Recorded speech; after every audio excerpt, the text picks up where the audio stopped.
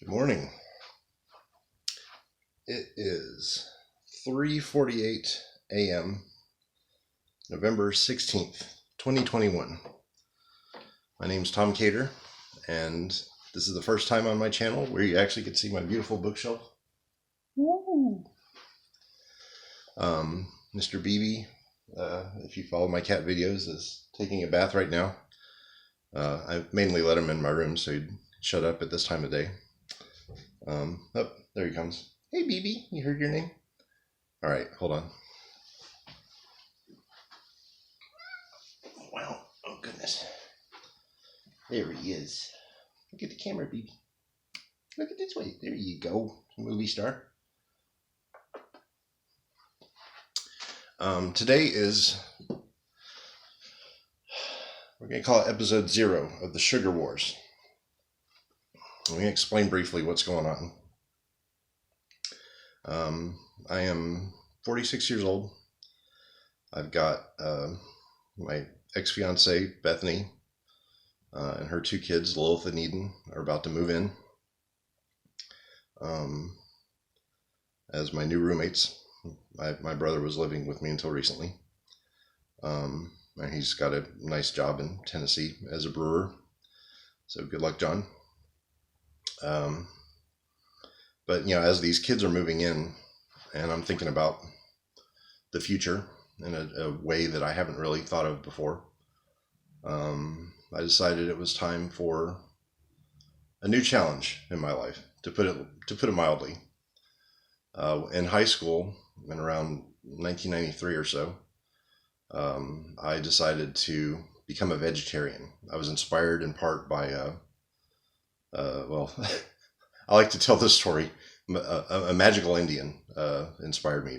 My friend in high school, John Kevin Neal, was a vegetarian, and no one in my family was a vegetarian. No one had even suggested it to me, but I talked to him about it, and I thought it sounded really cool. I don't know. There was something about the aesthetics of it that appealed to me almost more than the nutritional advantages, if there were any. And as you can see, I'm not in terrific shape. I don't work out. I'm not a health nut yet. I don't work, I don't take particularly good care of myself. And one of the things I learned very quickly about vegetarianism is that Reese's Peanut Butter Cups, Twizzlers, these were all vegetarian foods, for the first year or so, I had some starts and stops, some false starts, I guess.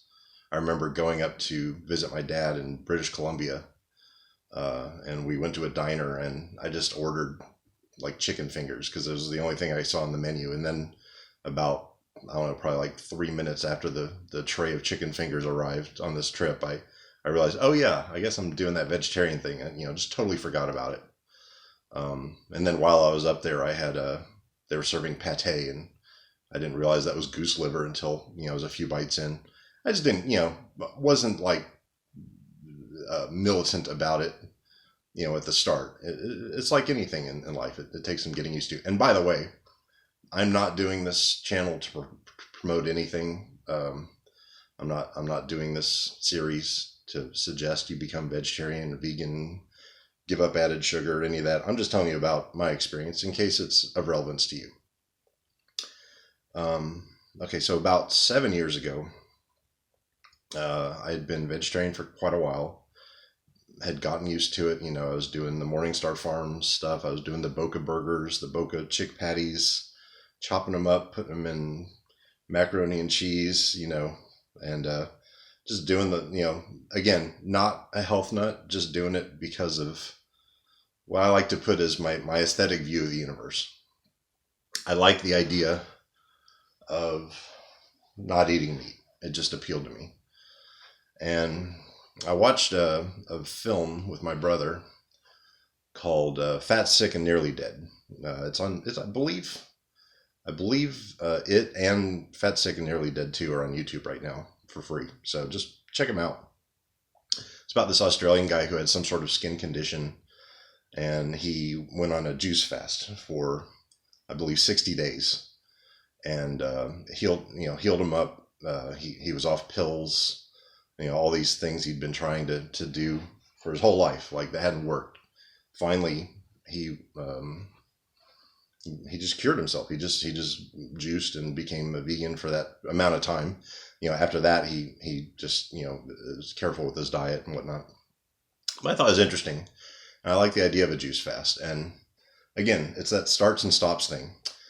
We like to kick ourselves for the starts and stops we make in life when we're attempting anything. But we, on the flip side of that is we forget to credit ourselves for the early attempts. And those early attempts are failures in a sense, but it's Edison learned, what was it, 1,000 ways how to not make a light bulb before he made a light bulb. So those early attempts sometimes pay off in big dividends. My early attempts at being a vegetarian were, again, starts and stops. I accidentally ordered stuff I shouldn't have. I randomly ate stuff I shouldn't have, but I got back on course, and I started reading labels, and I started thinking through my decisions a little bit. And over time, it's like a switch went off in my brain where I stopped looking at, a Fuddruckers burger smothered in cheese you get out of a pump as food. I just stopped seeing it that way. Except for the cheese part. But it was a weird transition. But that ability to turn off that switch in my brain was useful when I decided to become a vegan later on. And so what happened was, me and my brother, we saw this movie. We thought we'd try doing a juice fast. He had a juicer, and first I think I lasted 7 days. It was rough. It was a rough one. But we did 7 days. He may have done longer, where we were just juicing any kind of fruit we could, and finding out like which ones had juice, which didn't. Obviously you can't juice a banana, but you can juice the hell out of a sweet potato, for instance. And we would add in like wheatgrass and have just really green lawn cutting looking shit. It was just awful. But there's something about it, there's something about it. It was kind of fun to try that. And so we did that successfully and felt good. And it was a little bit of a reset. And I remember going back to Willie's Cali-Mex, my favorite restaurant, and I ordered a tofu taco it was just rice, tofu, and cheese. And first bite, I bit the hell out of my cheek because my jaw had forgotten how to chew. And they'd mentioned that in the movie, that was something that could happen. Let me just check something just real quick. 8 minutes. Okay. I'm trying to be brief. But I got a story to tell, so bear with me. So that was my first week ever of being vegan. And I continued being vegetarian, didn't really think about it. Comes a day, my mom tells me she's got stage 4 cancer.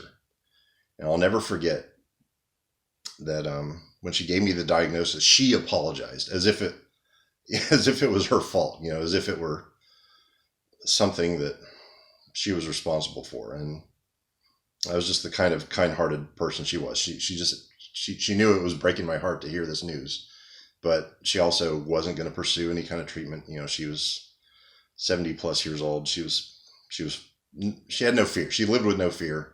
She died with no fear. She just died with love in her heart.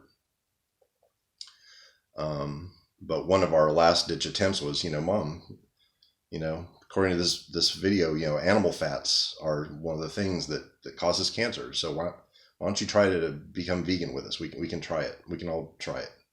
That was just my random pitch. And she didn't want to, and that's fine. She passed away peacefully, surrounded by family, surrounded by love. But that lit a fire under me to maybe go for the next hurdle in life, to challenge myself a little bit further. And the transition from vegetarian to vegan was like nothing. It was not hard at all. There were starts and stops. I started to do something that I called my death list. I have one now. It's gruesome, isn't it? This is truly horrible. But on my death list, I decided to do sort of a farewell tour of some of the things I'd be missing. So, you know, I made a list of the Ben and Jerry's ice creams that were my favorite, and kind of ticked them off the list as I was going down. And before I became a vegan, I sort of did a little, you know, a little victory lap of vegetarian things I enjoyed. Um, Morningstar Farms at the time had egg in a lot of their products, like their sausages and their chick patties and stuff like that. Um, and so I just systematically sort of, you know, ticked off those things. You know, I used to walk a lot in my old neighborhood. I used to walk for like 7 miles, but sometimes I'd treat myself on the way back and get a score bar. You know, those caramel or whatever little candy bar that like enrobed toffee things. I love those things, man. Ridiculous.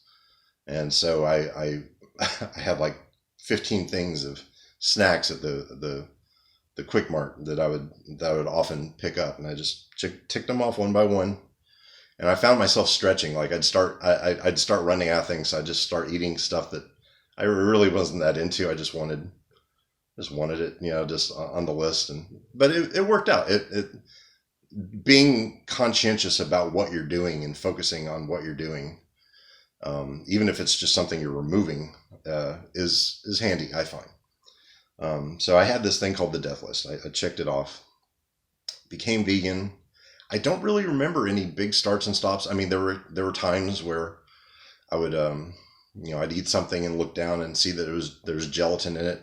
You know, to this day, like, you know, if you want to be technical about it, I've probably only been vegan for about a week because I just finished some vitamin B12 caps that had non-porcine gelatin. Well, non-porcine doesn't mean vegan; it just means it's a cow or something. Who knows? You know, there's little things. You know, you'd occasionally eat a bite of a burrito and get a real chewy, real salty bit of tofu that probably wasn't tofu. You know, but it's not in your control. You don't have to worry about that kind of stuff. But I did it for a while.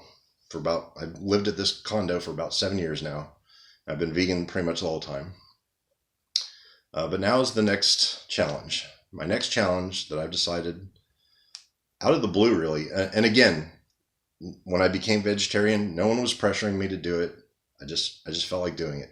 Same with being vegan. No one really cared. You know, no one in my family was a vegan. No one I really knew was a vegan. I just wanted to do it. And likewise, at one point a couple years ago, I had the idea that I would give up added sugars, and I tried it, and then I realized, whoa, you're giving up, you know, your Arnold Palmer's at Willie's. You're giving up ketchup. You're giving up barbecue sauce, which you cook with, you know, in your chilies and stuff like that. You're giving up all this array of stuff, and it was overwhelming. I was like, what, Oreos, Pop Tarts, all these incidentally vegan things that are, you know, real weaknesses of mine. When I saw the breadth of it, the experiment ended very quickly. But I never forgot that I tried. And now, with this new family type unit coming in, you know, I want to be there for these kids, see them grow up. You know, they're friends of mine. I love them. Eden, Lilith, I'm doing this for you, to be honest. And I just want to see what I can do. I want to see what I can achieve.